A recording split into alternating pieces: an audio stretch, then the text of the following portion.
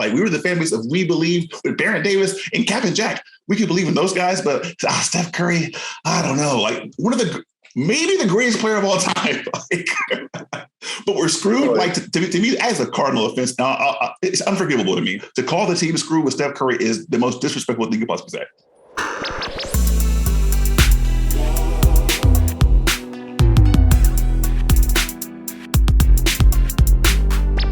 Welcome back to the Dub Nation HQ podcast. I am Daniel Hardy, along with Duby Dubs, and of course, our special Forbes correspondent, Patrick Murray.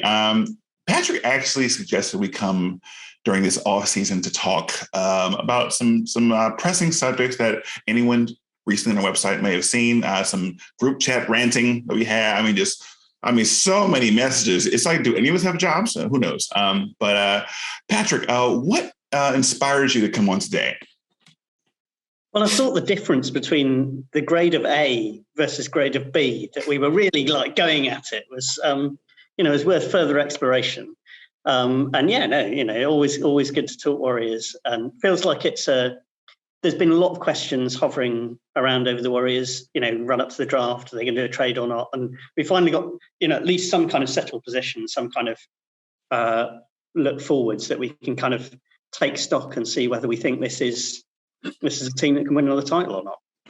We were looking at, the A grade that I think myself and you were on, and Dubs and some other folks were like, it's more of a B there. So Dubs, are you at all nervous today that you're going to stand in front of Dub Nation and say, it was pretty good, but not that great? Yeah, no, I feel like I'm on the right side of history with this, Daniel. We like Patrick was saying, I still think they did a pretty good job, but there were some primary needs that they identified at the beginning of the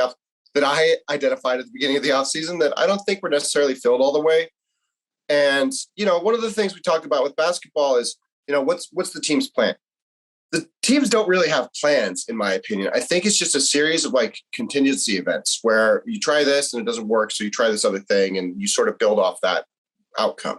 So I suppose the question is to what extent they've adjusted that in the right way and how far that can take them. Yeah. Well, and also, Daniel, in my grade from a B versus an A, I am almost grading it like an Olympic dance gymnast score, where I need to reserve the A for what if they had traded for an all-star? I mean, that to me is an A offseason. That's where I think the contention is. They fleeced the New York Knicks. I think that's where the contention is, because in every scenario where an all-star was traded for, we've been arguing back and forth like it's not worth it. So that's where I think we're more dipping into presuppositional territory, where we each have presuppositions on what the best outcome for the Warriors could be. And so for you and Brady Klopfer and many others is take the young guy, ship him out for Bradley Beal, or dare you throw me in with Brady? You were the Maywood being the Bradley Beal drum. Okay. No, I was. So here's the thing with the Bradley Beal, and Marcus Thompson actually was on a podcast with somebody recently where he touched on this. I think the number one preference was to trade some sort of reasonable package for a star player.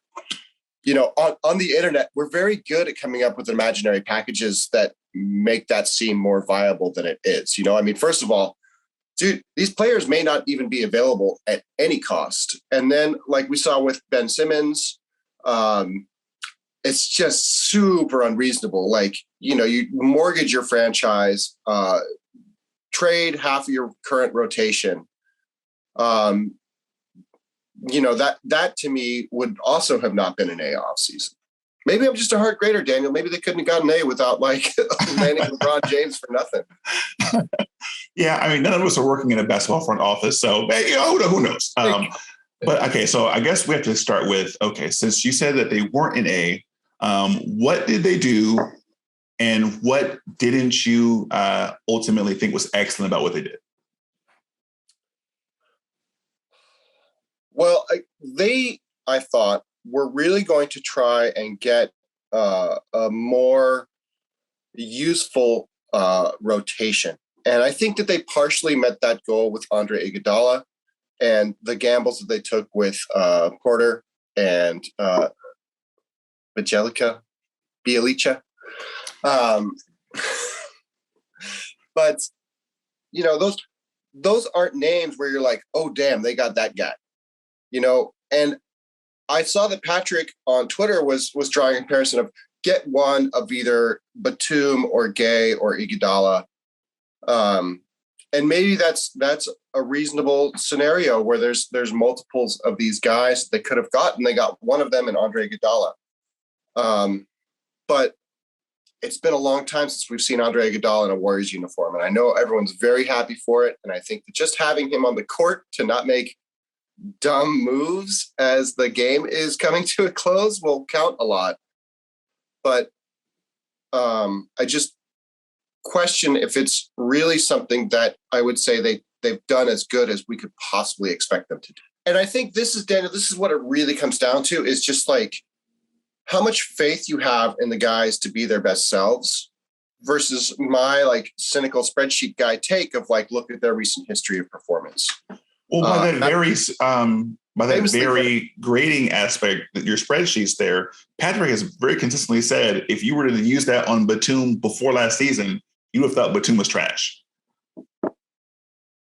Don't tell me how to talk to my spreadsheets, Daniel. Hey, Patrick, I'm sure you can divulge more on this, but I'm pretty sure when Batum was languishing and not even getting playing time with the Charlotte Hornets, no one was like, oh my God, we got to get Batum. No, that was just a year ago.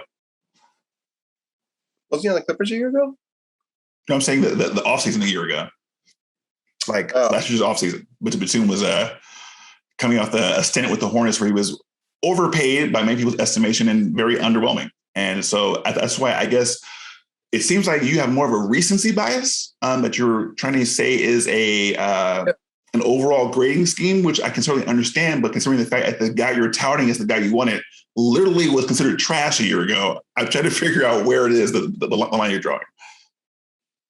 I wouldn't have called Batum trash a year ago, personally.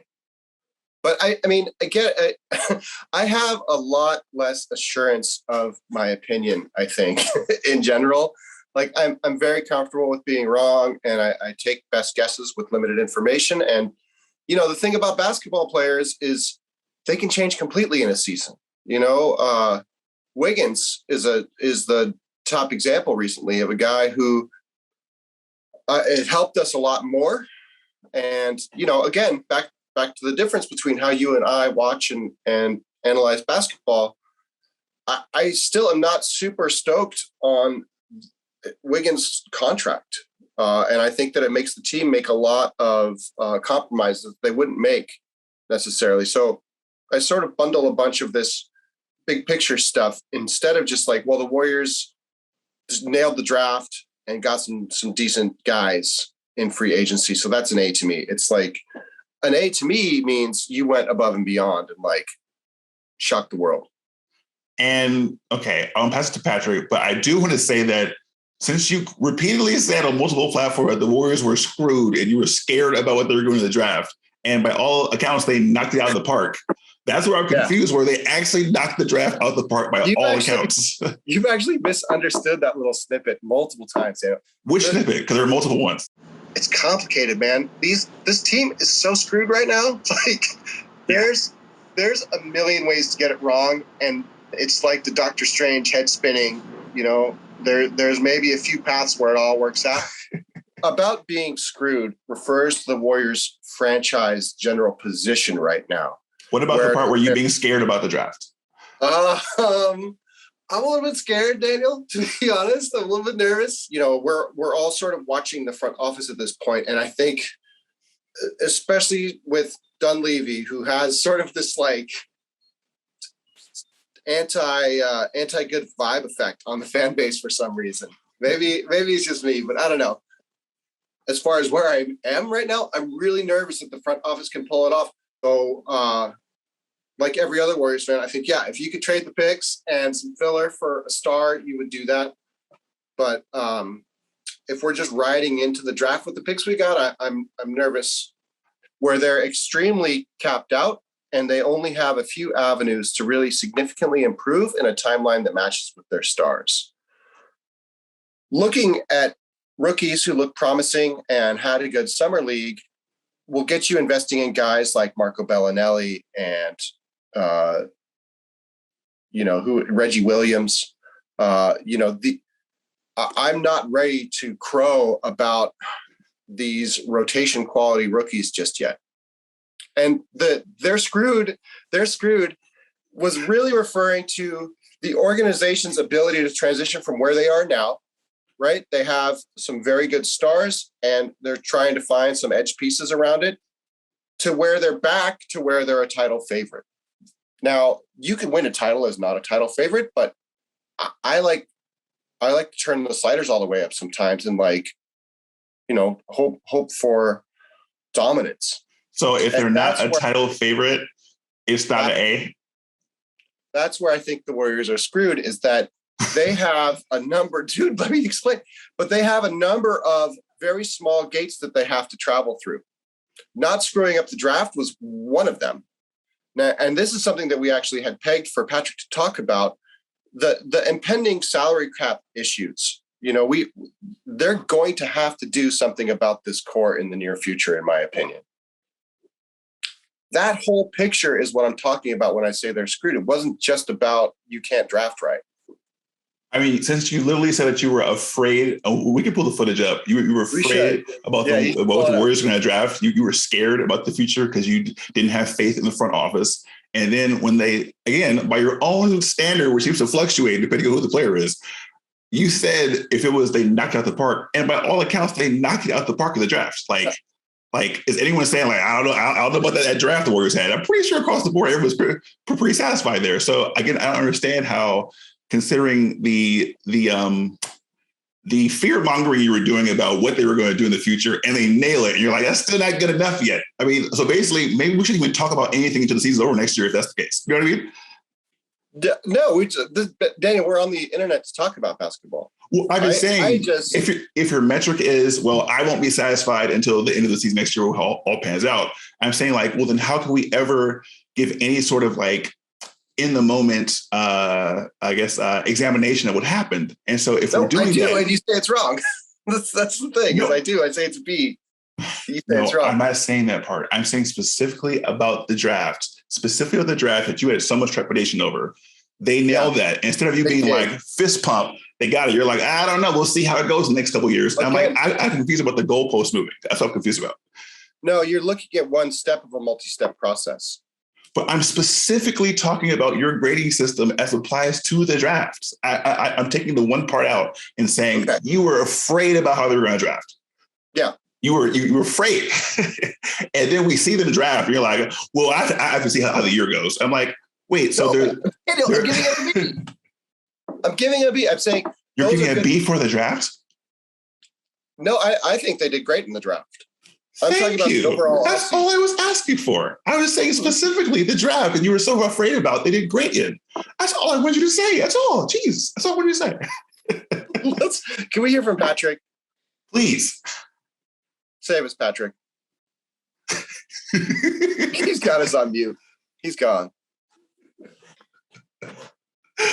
Never has so much slack ink been poured over so small a difference. I think it's probably where I start from. But I think, some of what you're saying there is really interesting when you talk about they're screwed at the position they're in. I mean, I suppose my take on that is, first of all, no team, to be in the position they were in with Durant was that's ahistorical. That is something that has never happened before, probably never happen again, because of the cap spike and because of, the team they already had. And how many people are going to do that? And Durant was such a great, the perfect fit. Any superstar you can name right now, other than Kevin Durant, is not as good a fit for the core that the Warriors have. So, the fact is he left, he decided to leave. They've had multiple injuries. By all rights, they should be complete. They should be screwed, right? So when LeBron left Cleveland, that franchise is going to take years to rebuild. When Jordan, I was rewatching The Last Dance the other day. When Jordan, Pippen, Jackson leave, that franchise has been screwed for 20. Best part of 20 years. I know they've had a couple of moments where they've been good, but it's never the same again. So I think you have to from my perspective, you have to look at it looking forwards and thinking, right, from where they are now, have they got a path? And I think they do have a path. I think, the idea, I think they're a team as they stand right now. I think they're a team with a puncher's shot at a title. A lot does depend on how good Klay Thompson is when he comes back. But like the West is not as strong as it was. That there are a lot of Jamal Murray's out in Denver, Kawhi's out in LA. I think the Westbrook trade made the Lakers worse. There are some good teams there, but the Suns made the finals last year. Why can't that be the Warriors with the team they've got? It is possible. So that's my kind of my first kind of my starting point is can this iteration of the Warriors win a title? I think they can. Are they definitely going to win one? I don't know. Nobody knows. And I think it's kind of unreasonable to judge them by those old dynastic standards. We have to kind of look forwards a bit. So, you don't say. Go on.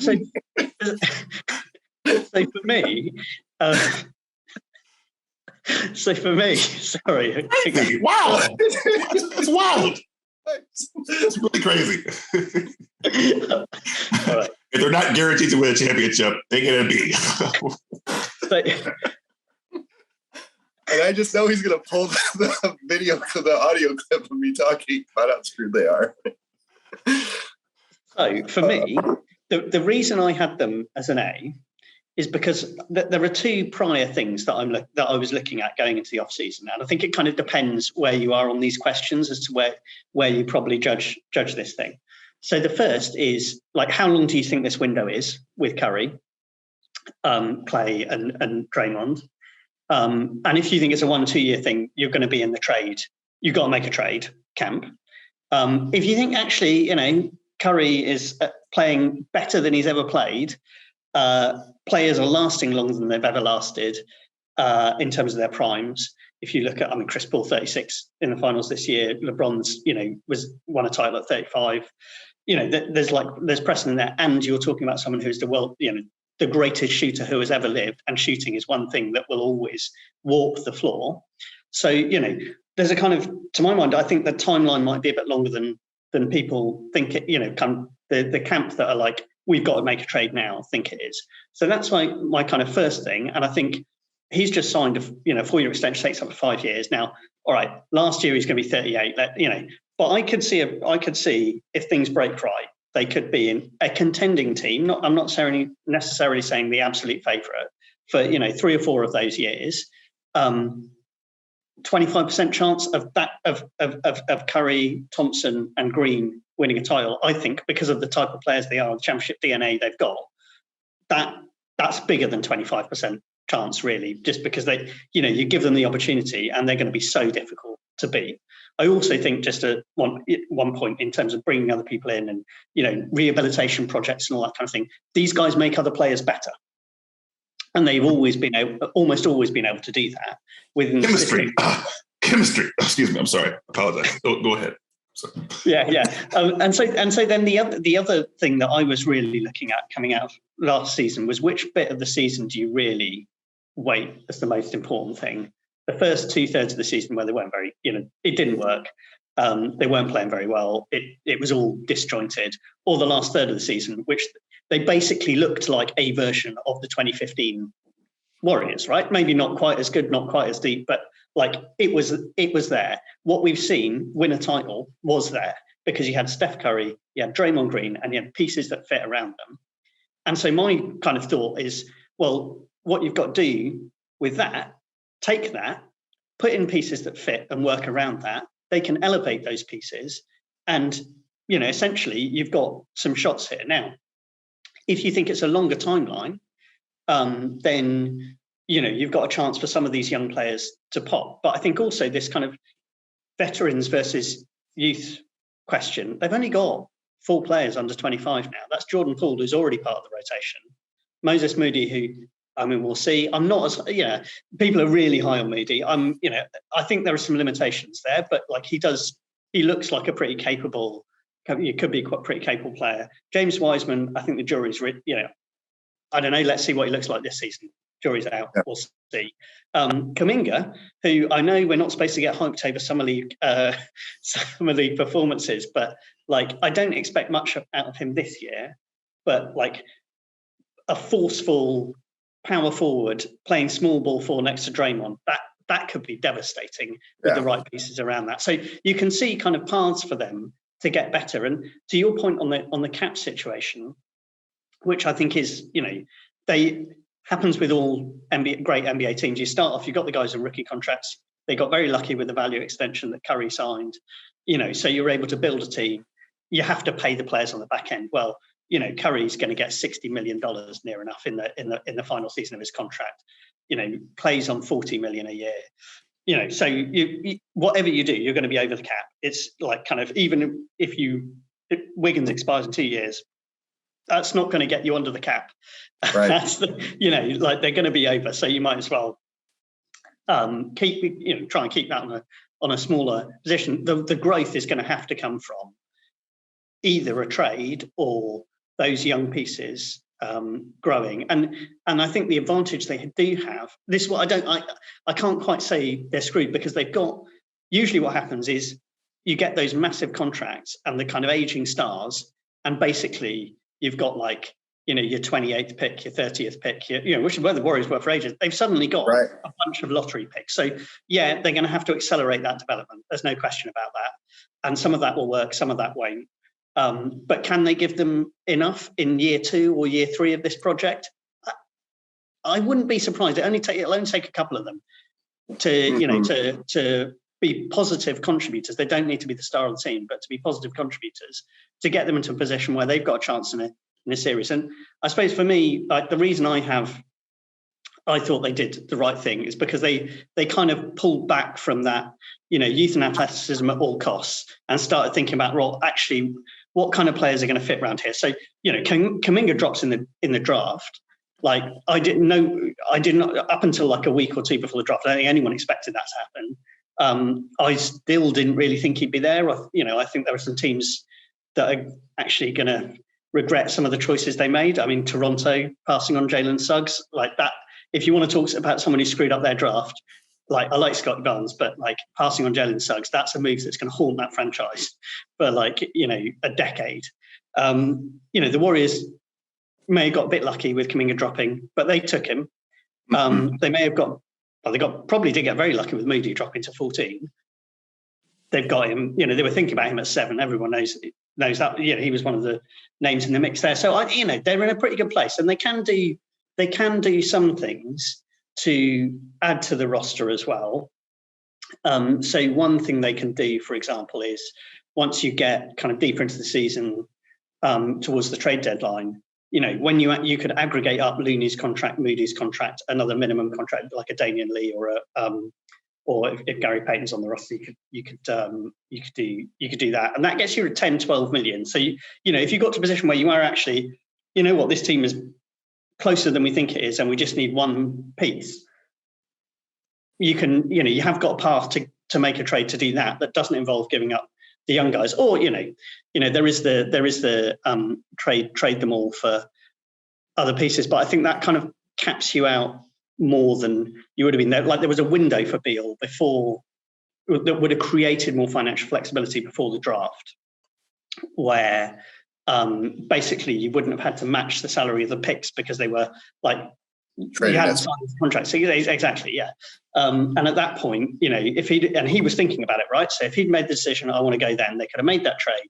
Then they would have had the Oubre salary slot that they could have potentially used and stayed under some of the limits that they're operating under in some way. Although someone would have had to give Oubre a 3-year contract to do a sign and trade, which no one was willing to do. So you might have ended up with Oubre, but flip them later on. But so you could, there were paths there. But I do really. There's something in me that says Beal had the choice before him to play for like a genuine contender or to stay on like an 8th seed in the East, 7th, 8th seed in the East. I mean, Washington had a good, maybe a good offseason, maybe a bit higher, but an average 30 points a game, and he chose, I want to average 30 points a game in a team that's not really a contender. I'm not sure the Warriors want players like that, need players like that. Like it doesn't. That's not going to move the needle. because ultimately, you've got to want players who are going to want to do what it takes to win. And there aren't that many kind of stars out there who've got that kind of outlook. So, I mean, for me, not making a trade actually factors into that overall grade. I think what they're trying to do is they merge these two timelines. Very difficult to do.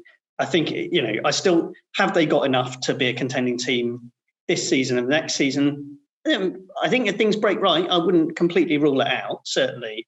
And then, beyond that, I think they've got some real young talent, and the way that certainly Steph will age, you would anticipate him to age, means that they should be in a position where they're able to contend for the bulk of that contract. Right. Daniel, just if I could piggyback off what Patrick said to further elucidate my they're screwed comment. We've seen Steph Curry screwed in a playoff game where he's falling out of bounds in the corner and shoots a three over Anthony Davis. He was screwed. He got fouled, no foul call, but the shot goes in. Did he think he was screwed, or did you think he was screwed?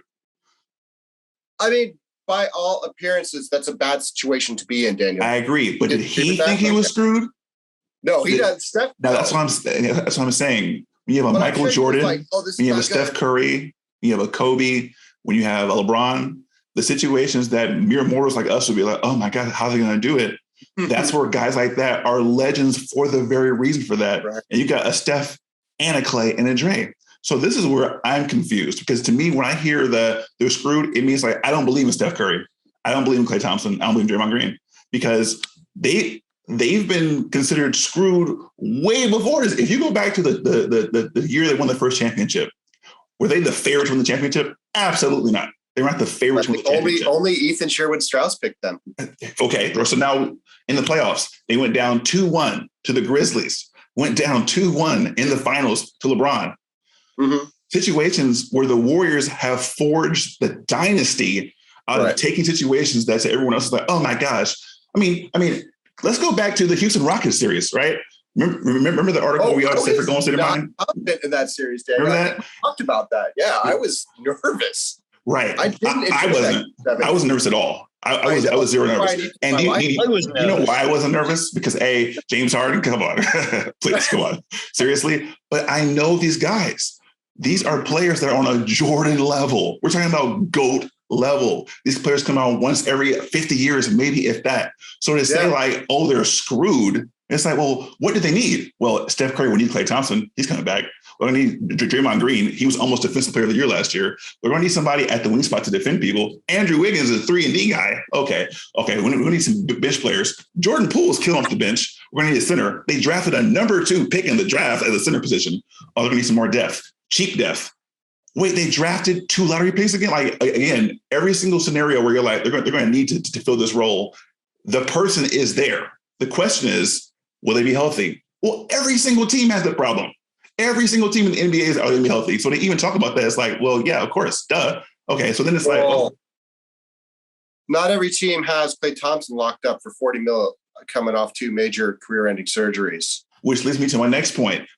How come no one's talking about trading Klay Thompson? That's the elephant in the room, right? There, I couldn't do it. No one will take that contract. So that's why. Like, yeah, that's the other thing. This is the problem, right? And we talked about this last time. I'm not saying I would not trade Klay Thompson either. I would, because I think there is a magic in the synergy of those 3 guys. That the character of that team is exactly what you've been talking about there, Daniel. About that, like it's molded in the depths of competition, fires of competition, and there is something that is above and beyond with that group, which is why I'm, more optimistic, I think, than some people, because I just I've seen it so many times. These guys do not lie down. They will not, So as long as he can, he can go out there, and even if he's not what he was before, he can still shoot, and that moves the defense. That changes the geometry of the floor, and then you need kind of, you need to think about how you're going to defend on the other end, and as you said, Wiggins was pretty good there, and that gives you the durability. But but the answer to your question is because, and as I say, we've talked about this before, these guys have more value to the Warriors than they do to other teams. So no contract is untradeable. So I guess I'm wondering why our own fans don't see the value. That's where I'm confused. That's where I'm really mystified. Well, I do have some sympathy because this team it's difficult, right? This team was incredible. Like they almost came out of nowhere, as you were saying, Daniel, and they exploded onto the scene. They were one of the greatest teams anyone's ever seen. They signed Durant. They were like this unassailable dynasty, and then all of a sudden Durant leaves, and it was some. I don't think people inside the organization, people might have thought, oh, this has got a shelf life, and but I think a lot of fans they thought, well, Durant signing, why he's going to be here 5-6 years, like he's just signed that extension in Brooklyn, for example, and inevitably it never quite finished. So there feels like there's unfinished business. I think that there's still room for them to win a title. It's not like they're all like 35, 36, 37 now, and it's kind of the end, and they're starting to look back and all of that stuff. They're in the middle of it, and it's just like they've lost 2 years, and the Klay stuff is so gutting, I think, for people that it's just like the two, not one injuries, but two. That's just so I understand, and so people are like, like how we've got to get back there. We've got to get back there. And I think the problem is, like, as I said, as I start with you kind of got to slightly forget that history and just look forwards and think, well, right, what have we got? Can it, how does it build? How does it fit? Is there a shot here? And like roll with it. And as a, going to your point, Daniel, I always like Steph, Klay, and Dre. If they're on the floor and healthy, that's a really difficult team to build. And I know, Andre is now 37, but the reason I've kind of been banging the drum for him coming back was like last year, they just didn't, for a lot of the year, they didn't look like the Warriors, right? They looked like, in fact, going back to the Houston series, they looked like the Warriors when Andre Iguodala got injured and then played game 4 and 5 and choked away the games because they didn't know how to finish a game. That was with Kevin Durant. Yeah, with Kevin Durant. So, they lost like 10 games that they really shouldn't have lost. And you got to the play, and I mean, they were knackered by the end of it quite clearly. But 20 turnovers back-to-back games was what saw them out of the playoffs. Otherwise, yeah, they would have been in the playoffs. And were turnovers an issue? You're saying turnovers were an issue for the team last year that actually kept them going to the playoffs, and you added Andre Iguodala, one of the smartest point forwards in the history of basketball. Wow. This is why they play the games, and I love the fan base because I know everyone cares. But I guess I have seen this team overcome adversity so many times that for me, I have to give them the benefit personally. I have to give them the benefit of every time, because otherwise I'll be hand-wringing every single time a problem comes up. I mean, how many problems have come up over the dynasty? I mean, remember when Kevin Durant first came and he hurt his leg and was out for 20 games, and people were like, oh my God, we traded Harrison Barnes and Bogut away, and now Kevin Durant's hurt. We're screwed. And the team went like 20-2 over the last stretch. Like, I don't understand how many times this team has to do it to their own fan base, though. That's the crazy part. Like, we were the fan base of we believe with Baron Davis and Cap and Jack. We could believe in those guys, but Steph Curry, I don't know. Like, maybe the greatest player of all time.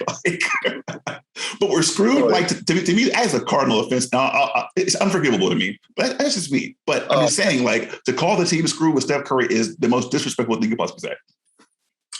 Well, Daniel, they're starting to make the steps that were needed. This is the genesis of they're screwed comment is there's such a narrow path for them to do this. They have nailed the draft. They have sort of revamped their team smartly, but those guys now need to mature. And that's not a guarantee, even if they look promising. I've seen this team do amazing things, but I've also seen, a guy like McKinney lose a critical playoff game for them. I've seen them have to rely on Anderson Varejao and be screwed for it.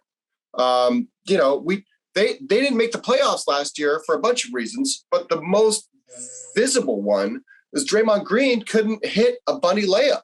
I mean, it's weird to me that it's like this egregious offense that I think that they're in a difficult situation with a 34-year-old Steph Curry and an aging Klay Thompson.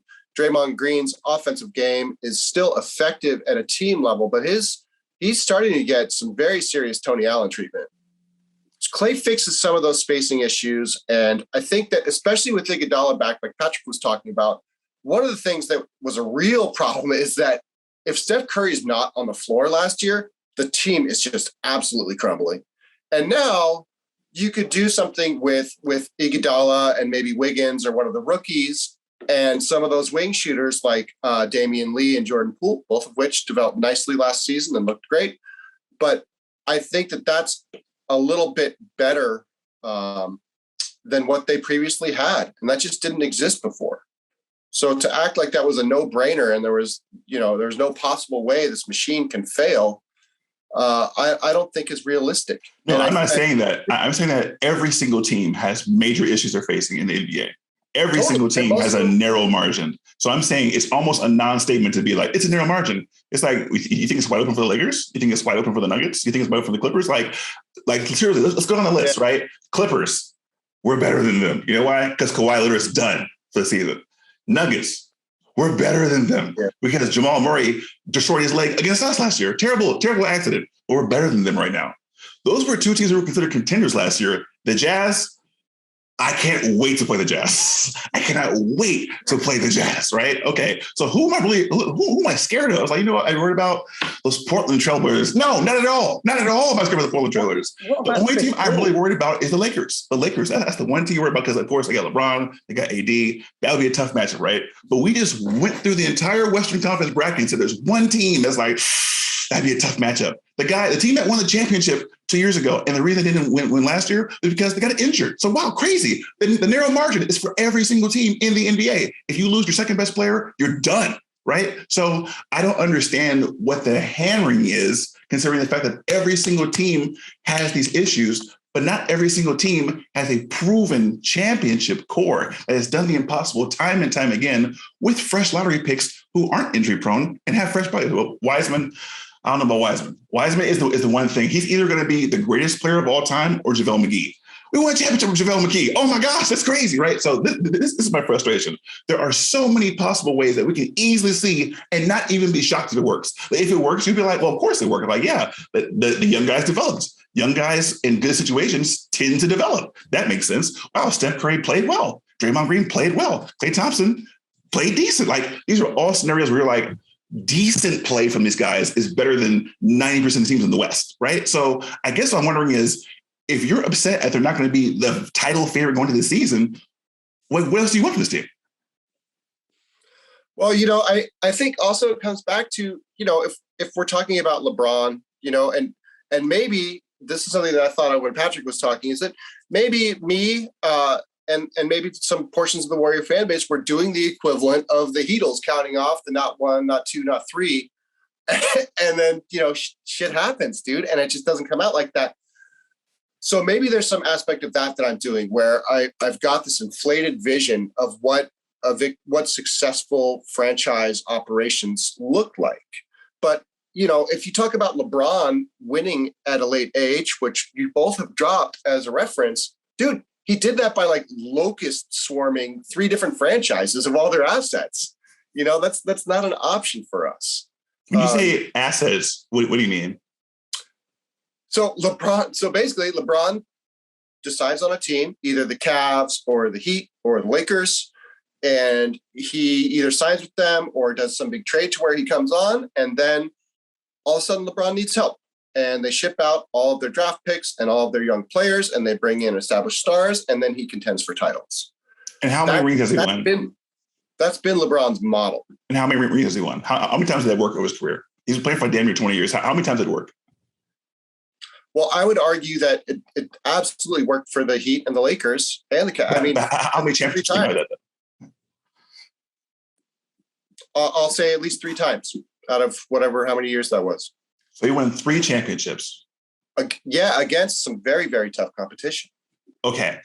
So do you hear what you're saying? You're saying that LeBron has this magical power. He comes to teams and bounces around. It's all this magical work in the championships. And he has one more ring than Steph Curry. And so what I'm saying to you is, all that jumping around as you're like putting up on the pedestal, and he's barely winning more than Steph Curry, who has been with this core, right? So you're saying, okay, Kevin Durant leaves, you have to replace that, right? What have they been doing but replacing the core for Kevin Durant? You added Andrew Wiggins. You added 3 lottery picks. Like, you can't do better at replacing Kevin Durant unless you get like James Harden? Like Right. unless you're saying unless we get Giannis Antetokounmpo, there's just no way to see a future where they replace Kevin Durant with 3 lottery picks and Andrew Wiggins? No, I would say if they get Giannis, that's an A offseason. A plus even. So if they don't get Giannis, the team's screwed. Like, this is insane. No, you called the franchise screwed. Screwed. Not it's going to be hard. You got to work hard. You said screwed, sir. I believe I said kind of screwed, but that's fine. You can pull the audio on that, Daniel. And I know you really like to hammer on that, but I mean the truth, my personal truth, Daniel, is that there is actually a fairly narrow path with a fairly well-defined set of circumstances that have to work out properly for the team to contend, as opposed to the rest of the teams in the NBA. So for a team like the Warriors used to be, they weren't screwed. They were sitting pretty, right? And you can come through that experience. Sitting pretty? Can we pull the text? Can we pull the text of you being scared to death in Game 6 against the Rockets? Sitting pretty? Brought Kevin Durant in to cap space on a championship caliber team. When they had Kevin Durant, you were still shook. I'm saying you seem to be shook regardless, is what I'm saying. Well, we had people hurt that series. So, I mean. So it seems like even the best Warriors team of all time had a narrow margin. You hear what I'm saying? I do, but Daniel, that's a really boring way to talk about basketball. I mean, everything's perfectly fine because we have Steph Curry. So, like, let's close the blog down. Everything's cool. So I think my contention within this is that they are in a much better place and they do have a number of different ways of doing this, actually. So there's still flexibility in this. So first of all, I think the thing that is different from last season is they've now got 14 players on the roster who could actually play an NBA game. Whereas when they got to the end of last season on that rotation, they had the 8th guy was Michael Mulder playing 20 minutes. No disrespect to Michael Mulder. He's probably not going to be on the roster this year. They had Alan Smiley. They had Klay Thompson injured. They had, Kelly Oubre just didn't fit. James Wiseman, who wasn't ready for to be a productive, a positive. Yeah. Well, he was hurt too. Yeah, and he was hurt as well. So you can kind of go through, and they were carrying empty roster spots because they were trying to duck some of the tax implications in the middle of a pandemic, which like with Chase Center closed. I can understand that as an approach when they weren't going to win the title. I think what I see on this roster is they don't need all 15 guys to be brilliant. They need Steph Curry to be brilliant. They need Draymond Green to be brilliant. And I don't see any reason why they wouldn't be, given how they finished last season and where they are in their careers at the moment. They need Klay Thompson to be decent. They don't need Klay Thompson necessarily to be Game 6 Klay Thompson, but they need him to walk the floor and they need him to, be on the floor in the playoffs. They need Andre Iguodala probably 20 minutes, 25 minutes a game when they need him in a crucial games in the playoffs. They don't need him they don't need to play him 70 games in the regular season, for example. Porter's an interesting one because, and going right back to what Daniel was saying about, Batum, to me, Porter is kind of where Batum was the year that Batum signed with the Clippers. He'd kind of fallen off quite heavily in a situation it wasn't really a great situation. And he was got kind of very cheaply and he's really flourished and he's done very well and that's great. Now, that's not to say Porter Jr. will absolutely do that, but, it's worth the gamble. I think the interesting is when you look at that kind of bench rotation, you don't need all of them. Like when you start counting off the roster, you don't need so you've got Steph, you've got Klay, you've got Wiggins, you've got Green, you've got Looney, you've got Paul, you've got JTA, you've got a bit of Andre. 8 guys already. How many more guys are you going to play in a playoff series? If one of Porter and say Moody can give you 15, 20 minutes of floor spacing and defense, that's a rotation there. Can you get 10, 15 minutes out of Wiseman where he's being defensive? I don't know yet. We'll see. Does Kuminga do something unexpected over the course of the season and give you extra depth there? So, there are lots of different combinations they can throw out. I do think there are still some gaps on the roster, right? So you could look and say there are a couple of places they could do with a little more help. the interesting thing to me is I think where those gaps are says to me that they're going to play the young guys, at least in the regular season, more than people think they're going to. So their centre rotation is Looney, Bielitsa, Wiseman, and Green. And Draymond's not going to play that much 5 in the regular season unless it's like really needed. So Looney's got an injury. I mean, Looney's fantastic, perfect for what they need, but he's got an injury history. So you're probably going to see quite a lot of Wiseman, actually, I think. And similarly, while Klay's working his way back, the backcourt, you've got Steph, you've got Paul, you've got Damian Lee, and you've got Moses Moody. So at the moment, I wouldn't be surprised if you saw quite a lot of Moses Moody early on. So I think they are going to try and fast track that development a little bit more than perhaps the kind of we're just going after veterans rhetoric might look like.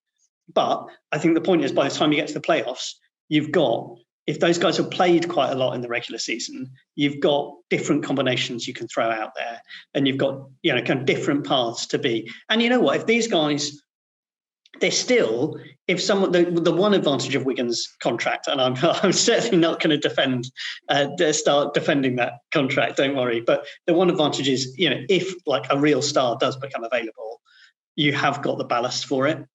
So you can use that. But as I said, there are other ways they can look at kind of more minor trades around the roster. They haven't, ideally, you'd have Wiggins on 20 million and another $10 million contract somewhere in the mix, so you can break it up more easily. But you can aggregate up some of those smaller contracts to get, if you look at players in that range, like 12, 13 million, it's like, and I'm not saying we want any of these players, but if you got halfway through the season and thought that's, we really need a starting centre, well, Nurkic is on 12 million, I think. Christian Wood over in Houston is on 13 and a half, and you're going to have to throw in some draft picks and stuff like that. I mean, he's a really good player, but, there's stuff like that. Or, they were linked with Joe Ingles before they signed Otto Porter, but in a deal that would have basically consisted of Looney, a signed Moody, and a couple of their smaller contracts. So you can aggregate up to get a veteran. If you get halfway through the season, it's like, actually, we're pretty close here. We're prepared to take a punt on some of that. Punt some of the youth away. I don't think they're going to move off Wiseman and Kuminga. It sounds like they really love those, and I don't think they should, unless Wiseman looks like because he's missed this summer, he's not, he's just not there. But I just feel like with Wiseman, he could not have had a worse situation heading in, and I know everyone harps on this, but it could not have been worse for the poor guy. What are you going to do? You're locked in a solo gym for a year. How can you really prepare for that? And Kuminga, he's raw, but he's played in the G League. He played for the Ignite against NBA players who play in the NBA. So he's going to be further on than Wiseman. So I think you might get something out of those guys, but even if you don't, you've got the other options, and you've still got some flexibility, not in terms of cap space. That ain't going to happen until, 3-4 years down the line. But you can still move some stuff around if you need to. And I just feel like they've done enough to not even necessarily give them the benefit of the doubt, but given the experience we've had with Steph, Klay and Dre, and their ability to elevate players around them to be in the mix next season. They were on a 44-win season last year, and they dropped 10 games they should never have no business losing. Because Steph got hurt. Yeah, just choking away, turnovers and dumb play and all that stuff, right? So, 5 of those, you're a 50-win team. And in this Western Conference, that's probably a top 4 seed. Not good enough. If you're not winning 73, I don't want to hear about it. 73 or bust. And then who wants to play Steph, Klay, and Dre in the playoffs? Right. I don't think anyone wants to play that. The only team who I think are in this situation that you've outlined, Drew, is probably Brooklyn Nets. Yeah. That they're the only ones who they are not kind of. Now someone point to their injury history, considering the fact that last year they couldn't get out the second round. You hear what I'm saying? This is where, again, the idea of the narrow path. You look at the Brooklyn Nets last year; they were going to probably sweep the Bucks the way they were playing, and then you lose your guards, right? And then, now Kevin Durant on one Achilles is putting up heroic numbers and losing a game 7, right? So I think this is where I the magic of the NBA season, I think to me is like, we're going to roll the dice with our best guys against your best guys, or it's 82-game grind, and then who survives the gauntlet to the finals. That's pretty much what it was every year. So to try to like reverse engineer it so that there's no possible way you can lose the title, I think is not only impossible, but even when we did do that with the dynasty team, they were still facing elimination. I mean, the last year we had a team that was so good, people were crying. Remember, we had DeMarcus Cousins. Like, people were like, "Oh, this team is so good. They're the most evil team ever, like supervillains." And we lose in the finals because the team falls apart. So, like, for me as an observer, part of the fun is saying, like, who's last man standing? And there's only so much that you can do to engineer yourself from that. So all you can do is ask for, well, do I have one of the greatest players of all time? Check. Do you have a sporting cast that is ready to play? Check. I will admit, Daniel, some of your arguments do get through to me.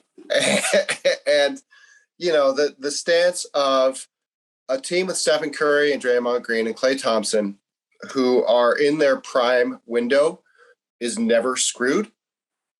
I could definitely see that angle. You know, it's not my original thought. It's your thought, but I don't think that that's some sort of flawed logic where I'm like, that's crazy talk. The problem that, you know, you're talking about the Brooklyn Nets, and like, that's as wide as the path gets, and they still couldn't make it. So that to me is where I think the term screwed is viable phrase for a franchise that, you know, they just have to have a lot of very specific things go very specifically right. And every Isn't that team competition though? Yeah, that's sports. that. Right. Every team has that. But part so of it, why would you watch the game? Just a curiosity. Why would you watch the game focus on what could go wrong? I mean, like, when we talk about sports teams like off the air, you're like, oh, that team is trash, right? Oh, they're garbage. I love saying don't trust that player. Like, and you write them off, and it's you know, it's summertime, and you've already written off like 89% of the teams in the NBA already. Like, no, they're not going to make it, like, at all, right? So which you could actually do, like, no, totally, you can. I do the same thing. Now that to me is screwed. Like, you're screwed. Like, you're done. Like, don't even talk to me. You know, like, even a team like the Memphis Grizzlies, like, I'm sure their fans are really happy about them, and we're like, you don't have a chance, like, off tops. So the Warriors are in the team with a chance level. So I guess what I'm wondering is, when a team has a chance, it's a very short list as is. Like, we're talking about maybe at the most 7 teams at the most have a chance to win it all. I guess I'm confused to why you would step into that and be like, oh, they're screwed, considering there's 23 other teams that have no chance. Yeah. Well, because again, like, I think that the goal for this franchise should be contending for championships every year, as long as they have Stephen Curry, and to get your team the best shot at doing that. And you got to remember, before we had that conversation, they hadn't done the draft. The offseason hadn't happened. So the fact that they drafted well, and like Patrick was saying, both of those guys really had no business falling to us. I think Moody at 7 was a little more reasonable. Wait, did they get Kuminga at 7? Kuminga at 7 and Moody at 14. But that first pick, I thought, was like, whoa, I cannot believe that this dude fell this far. But you know, there's still a lot of things that need to go right. You know, Steph Curry turns 34 years old next year. And I know that we talk about other people having long careers, and Steph, as a smaller stature player, actually is less likely to be injured as he ages, according to like the statistics of it all. So, you know, maybe I'm too worried, you know, and that's something that I could certainly own, because one of the things that I love about talking basketball with you specifically, Daniel, you have this like bottomless well of faith in the guys. And, you know, I think I'm a little more susceptible to be like, you know, Patrick McCaw is going to lose us a game. And, you know, there's still some players on this team that I'm not comfortable with as being primary rotation players in a playoff environment, or they have some injury risk, you know, like banking on 90-year-old Andre Iguodala to not need his walker in the playoffs is risky to me. And maybe they can figure out how to get by without him. But if you're setting yourself up to where you need certain guys to do things that aren't that likely, I feel like that's something that I'm allowed to be concerned about. And I know that this is one of the things I really like about you is you're not concerned about it, because there's a very viable rhetoric, right? There's a very viable argument format where it's like, forget the fringe guys. Like we got McKinney a ring. Like just the core will get us there. I think what Patrick said about you don't need 15 rotation players. We've seen that, right? Him history. Yeah, but see, that's the thing though. Is like I'm a little less comfortable saying Moody and Wiseman are going to give you 20 minutes in a playoff rotation. I mean, I don't know if they would have to. You don't necessarily need them to. If they do, it's a bonus. You need like one of like Moody or Porter, right. or, Porter. Let's say Lee, or in the backcourt, depending on how Klay is. You only need like 15 minutes a game probably when you look at you've got Steph, Klay, and Jordan Poole. You're looking at a fourth guard, and similarly Wiseman. You're going to go Draymond Green at 5, and you've got a ton of forwards. JTA can be out there 25, 30 minutes easy. So like, yeah, no, exactly. He's fantastic. And what a find and a development path that was, in terms of him developing his shooting, So I just think they've got more. They've got so much. I just feel when I look at the roster after the offseason, after the draft and free agency, I feel they've got more depth, and I feel they've got more options on that roster. And I think specifically for the 3 or 4 year period, because some of those players are going to, be less impactful now. But like next season, if Wiseman comes back this season and he has a decent season, which like he could very well do because he's actually been in an NBA. I know he hasn't been able to like get on the floor very much because of the injury, but he's in an NBA franchise now, and they can do various things, to like certainly reading the game, learning the game, all that stuff. They can do all that stuff. If he has a decent season and he's entering his 3rd season, which is typically where rookies start to take off, if Kuminga can be a little less raw, develop his skill over the year, and we've got now got a really top-notch development staff that's come in. Actually, some of the people they've brought in this offseason look really interesting in that front in terms of the coaching staff. But you got that like next season it'd be Steph, Klay, Wiggins, Draymond Green, potentially Wiseman as a genuine positive contributor, and then when you want to go Dre at the 5, you've got Kuminga as the small ball 4 coming off the bench. That to me, that's pretty scary. Like next season. So, like, have they got enough to get there this season? Well, I think a couple of things are going to have to break their way. A couple of things are going to have to keep breaking their way. But I think in the margins, so they talked a lot last year about the margins of games. In the margins, they're much stronger now to be able to survive those moments and come through them than they were last season. So, that's for me, that's where I think I'm pretty satisfied coming out of this. And the fact they haven't traded it all for Ben Simmons, which, some people would like to, that would be, I think that would just be really short-termist. And like, I just can't trust anyone who like had that kind of a meltdown in the playoffs.